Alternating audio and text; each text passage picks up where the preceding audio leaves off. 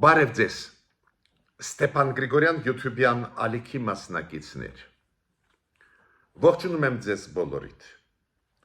Մենք շարունակում ենք մեր աշխատանքը, որը անչափ կարևոր է եւ սփյուռքահայության համար, եւ արցախահայության համար,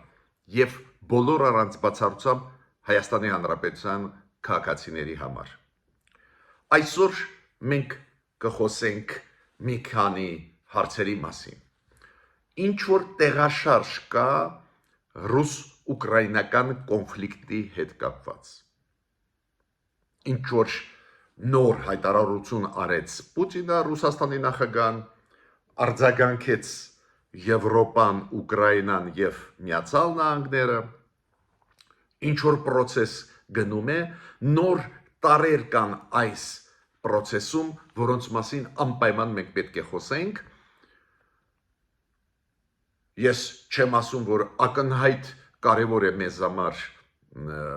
այդ process-ները, որոնք գնում են հետ խորհրդային տարածքում, բացի դրանից այդ բանակցային process-ը կարող է լինել նաև օգտակար մեզ համար հասկանալու ինչ տենդենսներ են գնում աշխարհում, նաև հետ խորհրդային տարածքում։ Ուրեմն հետևել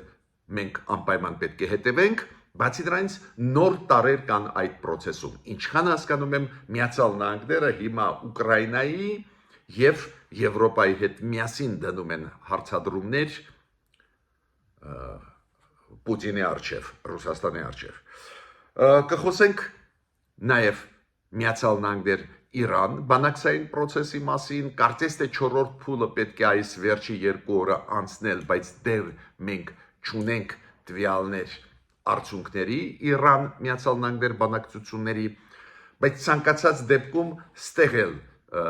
կա ինչ որ առաջընթաց ու դրա մասին մենք պետք է խոսենք։ Բայց այնուամենայնիվ այսօր կարևորագույն հարցեր կլիներ կապված պարզ է Հայաստան-Ադրբեջան, Ադրբեջանը նորից կրակել է մեր ուղղությամբ, մեր գյուղերի ուղղությամբ, Ադրբեջանը կրակել է, ավելի ուշ Ադրբեջանը մեզ է մեղադրել, որ իբր մենք զինադադարը հաղթել ենք, այս ձևի երևույթներ շարունակվում են։ Բացի դրանից հայտարարություններով հանդես եկան մի շարք պաշտոնյաներ Ադրբեջանի, նաև արտգործնախարարը իր շատ ուշագրավ հայտարարության մասին ես այսօր կխոսեմ ու անպայման ուզում եմ այսօր անդրադառնալ իմ կարծիքով ամենակարևոր հարցին, որը կանգնած է մեր առջև։ Մեզ մոտ երկիշխանություն է, մեզ մոտ անիշխանություն է, թե ինչ է։ Պատկերացնում եք մայիսի 9-ին ինչ որ շքերթի նման բան, ռազմական շքերթի նման բան անցկացվեց Գյումրիում։ Գյումրու այսօրվա քաղաքապետը ինչ որ ելույթ է ունեցել ռուսերեն լեզվով, ինչ որ երթեր, անմախ գունդ, ինչ որ օտար մարմինների, օտար կազմակերպությունների երթեր էին Երևանում, Գեորգիյան այդ Գեորգիևսկի լենտի, это ռուսական այդ լենտերով, որով գնում են ու պատերազմում են Ուկրաինայի ժողովրդի դեմ, այդ ժապավեններով, լենտերով Գեորգիան ինչ որ մարդիկ ման են գալիս Երևանով, Գյումրիով, կապան գնում է վարչապետը, քաղաքապետը չի դիմավորում,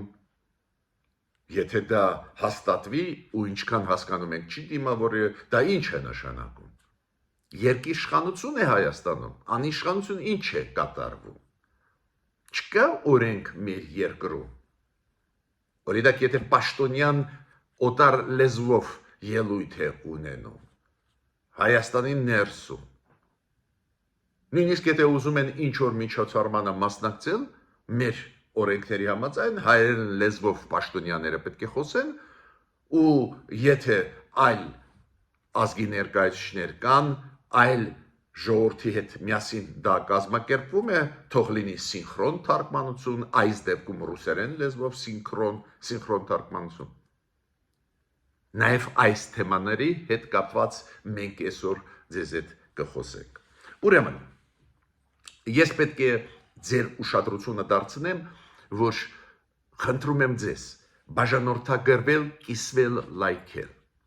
Դա աշխատացնում է մեր YouTube-յան ալիքը, հնարավորություն է տալիս տարածել այս կարևոր ինֆորմացիան։ Դա է պատճառը, որ եւ շնորհակալ եմ, որ դուք ակտիվ եք, եւ շնորհակալ եմ, որ կոմենտներ եք գրում, բայց անպայման բաժանորդագրվելը, կիսվելը, լայքելը անչափ կարևոր մեխանիզմ է մեր YouTube-յան ալիքի աշխատացնելու համար։ Գիտեք, հիմա աշխարհը իրոք արագ փոխվում է, առաջանում են նոր կոնֆլիկտներ, ինչ որ կոնֆլիկտների ժամանակ ինչ որ պրոգրես կա, կարծես թե կարող են լեզու գտնել, ինչ որ այսպես ալեկոծվող բարդ աշխարհ է։ Ու այս ալեկոծվող բարդ աշխարհի մեջ շատ կարևոր դեր սկսեց խաղալ, երբ որ պետությունը ստանձնում է միջնորդի դերը։ Դու գիտեք, այս հարցում բավական ճկուն գտնվեց Ադրբեջանը։ Դու գիտեք, Իսրայել-Թուրքիա ծանրագույն հարաբերություններ են, Իսրայել-Թուրքիա։ Իսրայելը ասում է, որ Թուրքիան Սիրիայում ուզում է ստեղծել ռազմաբազաներ ու թույլ չի տա ու ռումբկոծել է մի քանի ռազմաբազաներ Սիրիայի տարածքում Իսրայելը։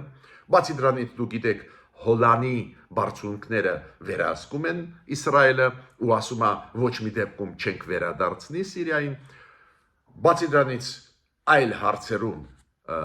Գազայի հետ կապված Իսրայել-Թուրքիա ծանրագույն հարաբերությունների մեջ են, ուրեմն երկու կետեր նվազագույնը կան, որոնք կարող են բերել նույնիսկ թուրք-իսրայելական բախումների։ Ու Ադրբեջանը օգտվեց այդ պայից ու միջնորդական դերի մեջ մտավ։ Պլանավորվում էր այս վերջի 2 օրը, պլանավորվում էր իսրայելա-թուրքական հանդիպումը փորձագետների, պաշտոնյաների փորձագետների մակարդակով Բաքվում։ Դեռ տեղեկություն չկա, հանդիպումը ի վերջո կայացավ ու ինչ արդյունքներ կան։ Մյուս հարցում պարզվեց Ռուսաստան-Եվրոպա հարցում Ադրբեջանը փորձում է միջնորդ լինել։ Ուրեմն Բունդեստագի պատգամավոր Ռալֆ Շտեգները եղավ Բաքվում ու Բաքվից վերադառնալուց հետո 2 օր առաջ հայտարարություն արեց, որ իրոք ինքը ունեցել է հանդիպումներ Ռուսաստանի պաշտոնյաների հետ, Պուտինի 2 խորհրդականների հետ։ Լուրջ, դա նշանակում է շատ լուրջ հանդիպումներ Բաքվի միջնորդությամբ։ Ինչ որ խողովակներ փորձում են պահպանել կամ ձևավորել Գերմանիան Ռուսաստանի հետ։ Իդեպ ասեմ ձեզ, այդ պատգամավորը սոցիալ-դեմոկրատիայի դեմոկրատական ֆրակցիայից է։ Այն սոցիալ-դեմոկրատական ֆրակցիայից է, որը այսօրվա նոր ընտրված կանցլերի Գերմանիայի վարչապետի կանցլերի նոր ընտրված կոալիցիայի падգամավոր է։ Դու գիտեք, քրիստոնյա դեմոկրատները կազմեցին կոալիցիա սոցիալ-դեմոկրատների հետ, ստացան մեծամասնություն Բունդեստագում ու ընտրեցին պարոն Ֆրիդրիխ Մերցին որպես կանցլեր Գերմանիայի ու փաստորեն իշխող կոալիցիայի падգամավորը գնաց Բաքվի միջոցով հանդիպեց ռուս պաշտոնյաների։ Իդեպ ասեմ ձեզ, այս ֆունկցիան միջնորդ լինելու կարևոր ֆունկցիա է։ Դրանով նաև դու ուժեղացնում ես քո դիրքերը աշխարհում։ Ես պետք է ասեմ մեր կառավարությանը, մենք էլ պետք է մտածենք։ Օրինակ, ես չեմ բացառում, որ եվրոպացիք այլ խաղացողների հետ, նաև այդ թվում Իրանի հետ կուզենային հանդիպել տարբեր խողովակներով, նաև Հայաստանի միջնորդությամբ։ Մենք կարող ենք լինել միջնորդ, օրինակ Եվրոպա-Իրան։ Չենք օգտագործում այդ հնարավորությունը, այլ հարց է, բայց տեսակ, ինչքան ճկուն է Ադրբեջանը, 2 կարևորագույն հարցերում իրանք հիմա միջնորդության դերի մեջ են, փորձում մտնել։ Ես պետք է ասեմ, որ Թուրքիայի հետ կապված ինֆորմացիա ձեզ տամ, նաև դա մեզ համար կարևոր է։ Եվրոպարլամենտը պատրաստեց շատ լուրջ զեկույցներ կապված Թուրքիայի հետ, այդ զեկույցները կապված էին Թուրքիայի արտաքին քաղաքականության հարցերով, Եվրոպարլամենտի մասին է խոսքը, որտեղ որ արտաքին քաղաքականության ոլորտում Թուրքիան անում է քայլեր, որոնք հակասում են եվրոպական պետությունների, Եվրոմիության արտաքին հարաբերությունների հարցերին հակասության մեջ են, քանի որ երբ որ խոսքը գնում է, որ Թուրքիան տեխնացու պետություն է դեպի Եվրոմիություն, Եվրոպարլամենտը ասում է, ոնց իրանք կարող են ինտեգրվել Եվրոմիություն, եթե նույնիսկ արտաքին հարաբերությունների հարցերում, անվտանգային հարցերում Թուրքիայի քաղաքականությունը էականորեն տարբերվում է Եվրոմիության քաղաքականությունից, օրինակ նույն Ռուսաստանի նկատմամբ քաղաքականություն կոնտեքստում, նույն Սիրիայում եւ Իրաքի քաղաքականության կոնտեքստում, նույն Լեռնային Ղարաբաղի հարցում, դա շատ կարևոր է, որ այդ ցանկի մեջ, որտեղ որ Թուրքիայի քաղաքականությունը չի համընկնում Եվրոմիության քաղաքականության հետ, նշված է Լեռնային Ղարաբաղը։ Իրոք Եվրոմիության քաղաքականությունը դուք գիտեք, հայերը Լեռնային Ղարաբաղի իրավունք ունեն վերադառնալ Լեռնային Ղարաբաղ։ Հայերը Լեռնային Ղարաբաղի իրավունք ունեն, որ իրանց իրավունքները պաշտպանվեն ու անվտանգությունը պաշտպանվի Լեռնային Ղարաբաղ, երբ որ իրանք վերադառնան։ Պարզա Թուրքիայի քաղաքականությունը այլ է, պրոադրբեջանական պրիմիտիվ։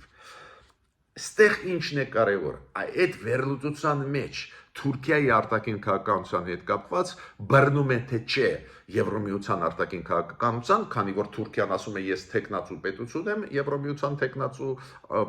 կարգավիճակ ունեմ, ես ուզում եմ դառնալ Եվրոմիության անդամ։ Եվրոպարլամենտը մերժում է, ասում է այս մեր թվարկած արտաքին հարաբերությունների հարցերում մեր ձեզ այդ քաղաքականությունը չի համընկնում։ Օրինակ Սիրիայի վերաբերող հարցեր, Լեռնային Ղարաբաղի հարցեր չեն համընկնում։ Նույնը Եվրոպարլամենտը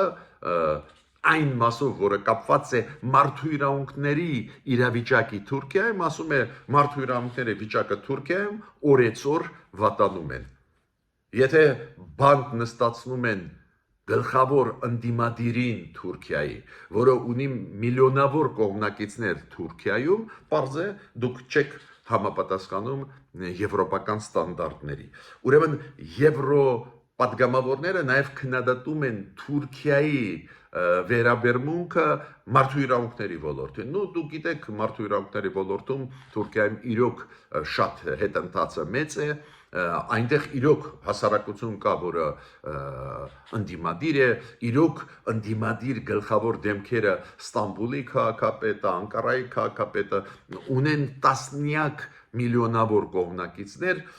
բայց Թուրքիան դա չի հարգում ու բավական մեծ թվով այդ բանաձևը, որը ընդունվեց Եվրոպարլամենտի կողմից, որ Թուրքիան պատրաստ չի անդամակցությանը Եվրոմիության, բավական մեծ թվով պատգամավորներ կողմ քվեարկեցին, Թուրքիային կոպիտ ասած տեղը դրեցին։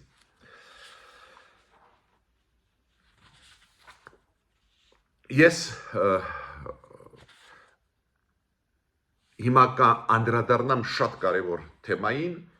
այսօրվա կարևորագույն թեմային, կապված ռուս-ուկրաինական պատերազմի հետ, Ռուսաստանի ագրեսիայի Ուկրաինայի ժողովրդի դեմ։ Դուք գիտեք, որ Եվրոմիությունը հիմա փաստաթղթեր է պատրաստում միջազգային դատարաններ տալու, որ հարցով ու դրա հետ կապված ստեղծել շատ կարևոր մարմիններ, կան ապացույցներ, Եվրոմիությունը ասում է, կան ապացույցներ, որ Ռուսաստանը օգտագործել է պատերազմում Ուկրաինայի դեմ քիմիական զենք։ Քիմիական զենք օգտագործել է։ Ու եվրոպացիք հիմա պատրաստում են լուրջ գործեր բացել Ռուսաստանի դեմ։ Քիմիական զենքի կիրառումը պատերազմական գործողություններում խստագույնս արգելվում է, այդ հայտնի կոնվենցիաներ են ու Եվրոմիությունը սկսեց այդ process-ները։ Ես պետք է ասեմ, որ ինչ նորություն կա այս ռուս-ուկրաինական այս process-ների, այս կոնֆլիկտի հետ կապված։ Դոնալդ Թրամփը համաձայնվեց Եվրոմիության եւ Ուկրաինայի դիրքորոշման հետ։ Դու գիտեք կա ցանկացողների այդ կոալիցիա 4 երկրների Ֆրանսիա, Մեծ Բրիտանիա, Գերմանիա, Լեհաստան ու պարզա էլի կան ցանկացողներ մեծ թիվի այդ պետությունների, բայց գլխավոր շարժիչը այդ 4 երկրներն են Ֆրանսիան, Գերմանիան, Մեծ Բրիտանիան, Լեհաստանը, ովքեր իրենց ղեկավարները մայիսի 9-ին 3-4-օրը եկան Կիևում հանդիպեցին Զելենսկու հետ ու այդ 5 ղեկավարները 5 երկրների իրենք հանդես եկան նախաձեռնությամբ 22 կետանոց, որ սկսվեն բանակցություններ Ռուսաստանի հետ ու անհապաղ զինադադար հաստատվի։ Իրենք նախաձեռնությունով հանդես եկան, բայց շտեղ ինչն է կարևոր, որ այս անգամ այդ նախաձեռնությունը ոչ միայն Եվրոպա Ուկրաինական է, նաև Միացյալ Նահանգները միացան։ Դոնալդ Տրամպը համաձայնվեց, որ ինքը միջնորդ չի, ինքը անցնում է Ուկրաինայի կողմ ու հիմա այս նախաձեռնությունը Ստիվ Ուիտկոֆը բանագնացը Տրամպի պետք է ներկայացնի Ռուսաստանին ու Ռուսաստանի հետ սկսի բանակցություններ։ Ուրեմն դա այն ծրագիրն է 22 քայլանոց, որով շարժվում է Եվրոմիությունը, Միացյալ Նահանգները եւ Ուկրաինա։ Այս են իրանք առաջարկում Պուտինին, բայց ամենակարևորը իրենք ինչ են ասում։ Եթե մենք ուզում ենք, որ սկսվի բանակցային process, պետք է զինադադար անվերապահ հաստատվի։ Ռուսաստանը, դու գիտեք, առաջի արձագանքը նա էր, որ Պեսկովը ասեց, մենք պետք է մտածենք, մենք բաց ենք բանակցությունների, լոլո կարդաց, մոտավորապես այն լոլո, որը կարդում Ադրբեջանը մեզ։ Երբ որ ասում եմ մենք պատրաստ ենք, ինչի մասին է խոսքը, հեսա մենք ձեզ հետ պատրաստեցինք Հայաստանի հետ խաղաղության պայմանագրի տեքստը, բայց կան էլի հարցեր, որ Հայաստանը պետք է լուծի, որ խաղաղություն լինի, Ռուսաստանը մոտավորապես նույն քաղաքականությունն է վարում Ուկրաինայի նկատմամբ։ Ռուսաստանն էլ ասում է, հա, մենք էլ կողմ ենք խաղաղության։ Բայց փոխվեց վիճակը, գիտեք ինչու, որ ամերիկացիք այլևս չեն հավատում Ռուսաստանի, միացան Եվրոպային եւ Ուկրաինային։ Ուրեմն Պուտինի մոտ մանևրելու, խաբելու Տրամպին այդ հնարավորությունները շատ ու շատ կրճատվեցին։ Հիմա Զելենսկին ինչ ասեց, երբ որ Պեսկովը ասեց, որ Ռուսաստանն էլ պատրաստ է, Զելենսկին ասեց, մենք պատրաստ ենք ցանկացած ֆորմատում, ձևաչափում բանակցություններ վարել, բայց պետք է անհապաղ զինադադար հաստատվի։ Թուրքիան նույն պահին դուրս եկավ բեմ ու Ֆիդանը, Թուրքիայի արտգործնախարարը, երեք հայտարարեց, որ Թուրքիան պատրաստ է միջնորդի դերը իր վրա ստանձնել ու ստանձնել իր վրա պարտավորություն, որ եթե զինադադարը հաստատվի, որ հետևի, որ այդ զինադադարը աշխատի։ Դες Թուրքիան միջնորդի դերը նույն պահին ներկայացրեց։ Գիշերը, այսօրվա գիշերը լուրջ process-ներ սկսվեցին։ Այսօրվա առավոտ կանուխ գիշերը ամսի մայիսի 10-ի գիշերը առավոտ կանուխ այսօրվա մայիսի 11-ին։ Գիշերը Պուտինը ելույթ ունեցավ, ԶԼՄ-ների արչև հանդես եկավ ու շատ կարևոր մաս, որը կապված է Ուկրաինայի հետ։ Ինքը ասեց, որ մենք պատրաստ ենք բանակցություններ վարել Ուկրաինայի հետ, այդ բանակցությունները վարել մենք պատրաստ ենք Ստամբուլում, Թուրքիայում, մայիսի 15-ից, շատ կարևոր մեսիջ էր Պուտինի կողմից, եւ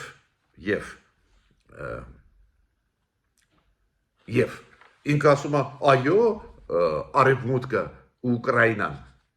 ուզում են, որ բանակցություններ լինեն, մենք էլ խաղաղություն ունենք, մենք պատրաստ ենք բանակցել։ Այդ Պուտինը ասեց այսօր գիշեր ու ինքը ասեց նույնիսկ տեղը մենք համաձայն ենք մայիսի 15-ից բանակցություններ Ստամբուլում։ ու դու կարող ասել շատ լավ է, Պուտինն էլ դա ասեց, ուրեմն թող բանակցեն, բայց կա մի նյուանս, որին արձագանքեց Մակրոն նախագահ Էմանուել Մակրոնը, Ֆրանսիայի նախագահ, ինքը ասեց, որ բանակցությունները պետք է սկսվեն անվերապահ զինադադարից հետո։ Բանակցությունները պատերազմի ընթացքում չեն լինում։ Պետք է դադարեցվի պատերազմական գործողությունները, պետք է դադարեցվեն, նոր սկսվեն բանակցություններ։ Ուրեմն ինքը ասեց, որ Պուտինի ասածը մենակ մի մասն է, Պուտինը ուզում է շահել ժամանակ, ու դա միայն առաջի քայլն է։ Ուրեմն Պուտինը պետք է ասի, որ ինքն էլ զինադադարի համաձայնն է, ու հետո պետք է սկսվի բանակցային process։ Տեսակ ոնց են պայքարում ամեն բարի համար, ամեն կետի համար կողմերը։ Ֆորմալ դու կարող ասել, ինչ եղավ։ Այս կողմնակիցները Ուկրաինայի, Եվրոպան, Միացյալ Նահանգները առաջարկեցին, Պուտինը համաձայնվեց, բայց նյուանսները կարևոր են։ Ոնց կարաս դու բանակցես, երբ որ զուգահեռ Ռուսաստանը ռմբակոծում է Ուկրաինային։ Իրանք ասում են անվերապահ զինադադար, հետո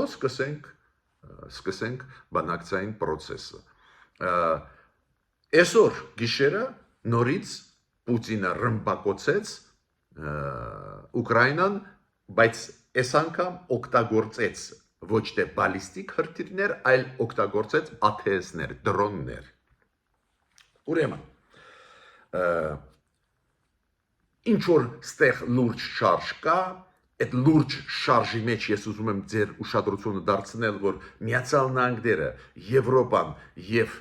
Ուկրաինան համատեղ առաջարկություններով 22 կետանոց հանդես եկան ու անվերապահ զինադադար հաստատման առաջարկով Ռուսաստանը փորձում է մանևրել, տակից դուրս գալ շատ դժվար է, քանի որ միջ այդ Ռուսաստանը ամեն ինչ գցում էր Ուկրաինայի վրա, հիմա գցել Ուկրաինայի վրա պատասխանատվությունը չես կարող։ Ուկրաինան ասում է, մենք պատրաստ ենք այսօր էլ զինադադարի։ Տրամպը շատ ուրախացավ, ինքը ասեց, որ հնարավոր է, որ սա հիանալի օր կլինի, երբ որ զինադադարը հաստատվի ու բանակցություններ կսկսվեն, դուք գիտեք ինքը հաճախ էմոցիոնալ է արձագանքում, բայց կյանքը իրանց սովորացրեց։ Ինչքան ինքը լսում է Պուտինին, այդքան իր ռեյտինգը աշխարհում ընկնում է։ Տրամպը հիմա վախեցած է։ Իրոք Պուտինը ճանապարհին փչացնում է Տրամփի քաղաքական կարիերան։ Համաձայնություն տալով, հետո ռմբակոծելով Ուկրաինան, համաձայնություն տալով Տրամփին, հետո ռմբակոծելով Ուկրաինան։ Դες դա կոչվում է փչացում process-ի, փչացում Տրամփի իմիջի, Տրամփի քաղաքական կենսագրության։ Ու Տրամփը դա հասկացավ։ Բայց ցանկացած դեպքում Տրամփը արձագանքեց, որ դա շատ լավ է, որ խաղաղություն է ուզում, Պուտինը ուզում է բանակցել։ Մյուս հարցը, որը անչափ կարևոր է, հենց մեզ համար առաջի հերթին, մեզ համար Իրան Միացյալ Նահանգներ բանակցություններ։ Հիշում եք, 4-րդ փուլը հետաձգվեց, կարծես թե 3 այսօր պետք է լինի այդ 4-րդ փուլը, նայենք, դեր ինֆորմացիա չկա, բայց ճշտվում են դիրքորոշումները կողմերի, օրինակ միջ այդ խոսվում էր նրա մասին, որ Իրանը պետք է հրաժարվի միջուկային զենքից եւ վերջ։ Իրանը հրաժարվեց, բայց Իրանը կարողացավ տանել բանակցությունները այն ուղղությամբ, որ խաղաղ միջուկային էներգետիկան ինքը իրավունք ունի ունենալ։ Ու Միացյալ Նահանգները իդեմս նաև պետքարտուղարի, իդեմս փոխնախագահի պարոն Վենսի համաձայնվեցին, որ Իրանը իրավունք ունի ունենալ միջուկային էներգետիկա, օրինակ կառուցել ատոմակայաններ, օգտագործել միջուկային էներգիան խաղաղ նպատակներով։ Բայց մի նյուանս ստեղ կա, որի շուրջ դեր համաձայնության չկան, դա է պատճառը, որ Տրամպը նորից ասեց, որ Իրանը չի կարողանալու ունենալ, չպետք է ունենա միջուկային զենք, մենք ամեն ինչ կանենք, որ դա չլինի։ Ուրեմն ավելի լավ է մեզ այդ համաձայնվի Իրանը, որ մենք ստիպված չլինենք օգտագործել ուժ Իրանի դեմ։ Ինչի մասին է խոսքը։ Դու կարող ասել կարծես թե դուք ասեցիք դրականն է, բայց նյուանսը ինչու մեկայանում։ Միացյալ Նահանգները ասում են, որ մենք հանգիստ լինենք, որ դուք միջուկային զենք չեք ստեղծի։ Դուք չպետք է ունենանք հարստացված ուրան։ Դուք գիտեք, հարստացումը ուրանի ինչ որ տոկոսի բերում է հնարավորությունը ստեղծել միջուկային զենք։ Բայց մյուս կողմից այդ ուրանը պետք է որ էներգետիկայում օգտագործես միջուկային էներգետիկան օգտագործես քո տնտեսությունում։ Խաղաղ ճանապարհով օգտագործես։ Ոստեղ նյուանս է։ Ու ամերիկացիք ինչ են ասում։ Մենք կապահովենք ձեզ հարստացված ուրանով, բայց այդ ուրանը չպետք է մնա Իրանում։ Կոպիտ ասած, Իրանին բերեն այդ ուրանը հարստացված, օգտագործի խաղաղ ճանապարհով, հետո դուրս բերեն։ Կոպիտ եմ ասում։ Չկարողանան էլ ավելի բարձր հարստացում ստանալ, որ հետո միջուկային զենք ունենալ։ Այս նյուանսերը տեխնիկական նաև շատ կարևոր են, ուստեղ ես ինչքան հասկանում եմ, անհամաձայնություն կա։ Իրանը ասում է ոչ, հենց հարստացված ուրանը մենք ունենք ու մենք էլ կպայենք ու կստանձնենք պարտավորություն դրանից չստանալ միջուկային զենք։ Այստեղ անհամաձայնություն կա։ Բայց ցանկացած դեպքում բանակցային process-ը մեզ համար էլ կարևոր է, որ ոչ մի ռազմական հարվածներ չհասցվեն Իրանին։ Մեզ այդ ռազմական գործողությունները Իրանի դեմ մեզ համար կունենան վտանգներ։ Ադրբեջանը, Ռուսաստանը անպայման կփորձեն օգտվել առանկից ու մեզանից կսկսեն օտարել մեր հարավը, եթե թուլանա Իրան։ Ուրեմն Իրանի հետ կապված process-ներ գնում են, դրանց մեջ կա դրական մասը, բայց կան վտանգներ։ Այդ վտանգները նայն, որ Իրանը չի համաձայնվում հրաժարվել հարստացված ուրան ունենալուց։ Հիմա ես անցնում եմ մեր ներքին քաղաքական հարցերի, քանի որ անչափ դրանք կարևոր են ու այսօրվա կարևորագույն թեման հենց դա է։ Օրինակ, մենք տեսնում ենք երևույթներ, երբ որ ռեգիոնները չեն ենթարկվում կենտրոնին։ Դասական օրինակը այս Գյումրու քաղաքապետը, եթե չեմ սխալվում, Վարդան Ղուկասյան ազգանունով, այս մարդը, ասենք, ինչ որ ռազմական շքերթ է ընդունում Գյումրիում։ Հայաստանը չի արել ռազմական շքերթ։ Այս հաղթանակի օրվա կապակցությամբ 80-ամյակի։ Ինչու՞։ Քանի որ մենք գնում ենք դեպի ժողովրդավարություն, այո, մենք մեր պատմությունը հիշում ենք, այո, շատ ճիշտ է, հայ ժողովուրդը մեծ լումա ուներ, դա է պատճառը, որ բոլոր պաշտոնյաները գտնվող Հայաստանում, Նիկոլ Փաշինյանը հիշում է գնաց Մոսկվա, բայց մյուս պաշտոնյաները, նախագահան, ազգային ժողովի նախագահ, պաշտպանության նախարար, բոլորը իրենց հարգանքի տուրքը մատուցեցին մեր զինվորներին, ովքեր հայեր գնացին զոհվեցին երկրորդ համաշխարհային պատերազմի ժամանակ, իսկ կյանքը նվիրեցին ֆաշիզմի դեմ պայքարում։ Իրանք գնացին, հիշում եք, հաղթանակի այգի Երևանում, Մայր Հայաստան արձանի մոտ դրեցին այդ գնացին իրանց հարգանքի տուրքը մատուցեցին։ Միտքս ինչու է։ Ու չգիտես ինչու, ինչ որ ռազմաբազայի հետ, ինչ որ քաղաքապետը Գյումրու, ինչ որ միջոցառումներ է անցկացնում, նաև այդում ռազմական շքերթի նման, ու բացի դրանից ռուսերեն էլ խոսում է։ Ես չեմ հասկանում, օրենք չկա մեր երկրում։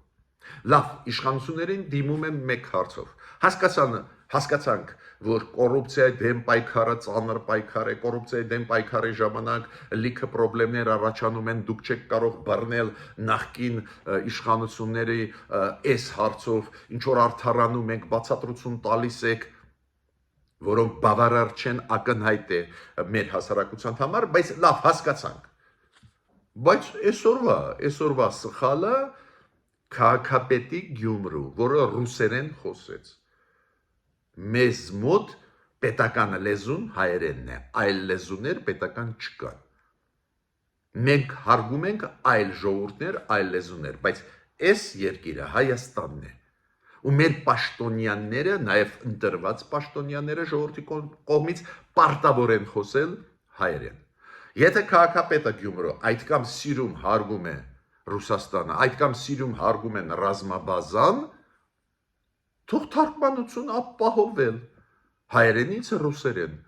Այնտեղ կային ռուս ազգության մարդիկ, նաև զինվորներ բազայից, թող ապահովեր։ Այնտեղ կար հյուպատոսը Ռուսաստանի, դեսպանը Ռուսաստանի, շատ լավ ապահովեք սինխրոն թարգմանություն։ Ու դա, ես ասեմ ձեզ, շատ գեշ, շատ վատ խախտում է մեր լեզվի օրենքի։ Հույսով եմ, որ համապատասխան ինստիտուտները պատժի կընթարկեն։ Տուգանք է, ինչ է նախատեսվում այս ձևի դեպքերում։ Բացի դրանից, Գյումրու քաղաքապետին պետք է ասեմ մեկ բան, հիասթափեցնեմ այդ մարդուն։ Ուրեմն այն խաղաղապահ զորքերը, զինվորները, խաղապահները Ռուսաստանի, ովքեր կանգնած էին Լեռնային Ղարաբաղում, իրենք չվերադարձան Ռուսաստան, իրենք Լեռնային Ղարաբաղից մտան Հայաստան, հանձնելով Ադրբեջանի հետ միասին Լեռնային Ղարաբաղը, Ադրբեջանին հանելով հայերին, էթնիկ զտում անելով, իրենք եկան ռազմաբազա։ Ուրեմն Գյումրու քաղաքապետը ընդունեց ինչ որ շքերթ կամ ինչ որ ելույթ ունեցավ, որտեղ որ նաև կային զինվորականներ ռուսական բազայից, որոնք կարող է այդ խաղապաներից էին։ Այդ իրան ասեմ ինֆորմացիայի կարգով։ Գիտեք, նույնը մենք տեսնում ենք, որ Կապան գնաց Նիկոլ Փաշինյանը վերադառնալով Մոսկվայից գնաց Կապան, Սյունիք ու Կապանում ինչքան հասկացա, ու կադրերից երևում է իր չեր դիմավոր է Կապանի քաղաքապետը։ Այս երկիրը թե ինչ է, այս երկրում կա օրենք, կա պրոտոկոլ, արարողակարգ, թե մեզ մոտ շրջանների ղեկավարները ինչ ուզում անում են։ Երկիշխանությունը ինչ է, թող պատասխան տա մեր կառավարությունը, առաջերտին կառավարությունից պահանջում եմ։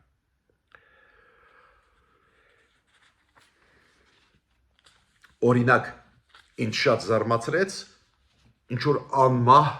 գնդի, ինչ որ երթ Երևանում, Գյումրիում անմահ գնդի։ Շատ զարմացրեց։ Ովքեր են այդ մարդիկ։ Այս ինչ երևույթ է, այդ անմահ գունդը, այդ գունդն է, որը կռվում է Ուկրաինայի դեմ։ Այդ ինչ երևույթ է, ինչի են փաթաթում Հայաստանի վզին։ Ինչի իշխանությունը դրա մասին չի մտածում։ Ու այսօրվա ելույթի կարևորագույն մասը դա Ջեյխուն Բայրամովի, Ադրբեջանի արտգործնախարարանի նախարարի Ջեյխուն Բայրամովի, Ադրբեջանի արտգործնախարարի ելույթը։ Ուրեմն ինքը ասեց, որ Հայաստանի հետ մենք մի քանի ուղղությամբ խաղաղության այդ process-ը տանում ենք։ Մենք ստորագրեցինք խաղաղության, կներեք, համաձայնեցրեցինք խաղաղության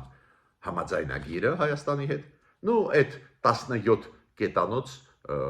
փաստաթղթի մասին է խոսքը, ինքը ասում է մենք համաձայնեցրեցինք տեքստը, չեն ստորագրել, չեն ուզում ստորագրել, բայց համաձայնեցրեցինք, ինքը ասեց։ Երկրորդը, մենք ունենք լեգիտիմ օրինական սպասելիքներ կապված նրա հետ, որ Հայաստանը փոխի իր սահմանադրությունը ու նկարտումները Ադրբեջանի տարածքների վրա հանի, եւ երկրորդը մենք ունենք լեգիտիմ սպասելիքներ կապված նրա հետ, որ Հայաստանը հրաժարվի Մինսկի խմբից, որ Մինսկի խումբը փակվի Հայաստանի Ադրբեջանի առաջարկությունով։ Եվ ինքը ասեց մենք process-ների հետևում ենք, ինչ որ կոնտակտներ հայերի հետ կան։ Հիշում եք, մի երկու օր առաջ նաև Արարատ Միրզոյանը ասեց, որ ինչ որ process ադրբեջանցիների հետ գնում է, ու դուք կարող է արդյունքը վաղը իմանաք։ Բայց Ջեյխուն Բայրամովի հայտարարությունից ես տեսնում եմ, որ նախապայմանները մնացել են, նախապայմաններ կան, նոր բաներ են պահանջում, հին բաներ են պահանջում։ Ավելին, Ադրբեջանը մեղադրեց մեզ, որ իբր մենք մայիսի 10-ին 3 առավոտ շուտ ժամը 10-ին մոտավորապես կրակել ենք Գեղարքունիքի այդ մարզի դիմացի ադրբեջանական դիրքերի վրա։ Հիշում եք 1 օր առաջ, 2 օր առաջ, մայիսի 9-ին կրակոցներ խնացախ,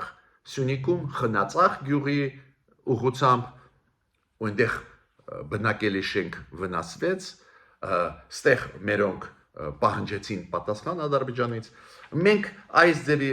բարդ process-ներ տեսնում ենք ու ուզում եմ ասել, որ այդ բարդ process-ները հարցականներ են բարձրացնում մեր առջև։ Օրինակ Արարատ Միրզոյանը ասում է ինչ որ process գնում է, նույնիսկ դուք կարող եք մոտ ժամանակներս լսեք դրականը, հետո Բայրամովը իրենից հետո մի օր ավելի ուշ 3 խոսում է ու Բայրամովը ասում է, որ